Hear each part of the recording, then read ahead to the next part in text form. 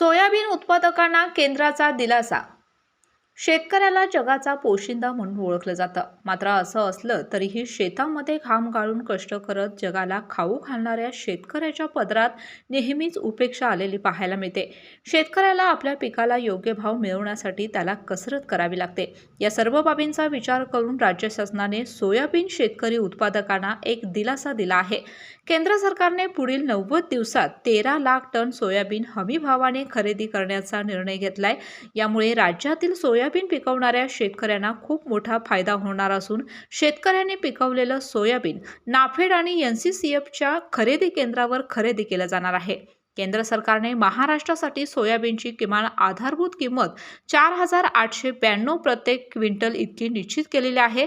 केंद्र सरकारच्या या निर्णयामुळे सोयाबीनला चांगला भाव मिळण्याची आशा निर्माण झाली असून या सरकारकडून शेतकऱ्याच्या कष्टाला दाद मिळताना दिसून येते. अशाच नवनवीन अपडेट पाहण्यासाठी आमच्या KK न्यूज चॅनेलला सबस्क्राईब करा.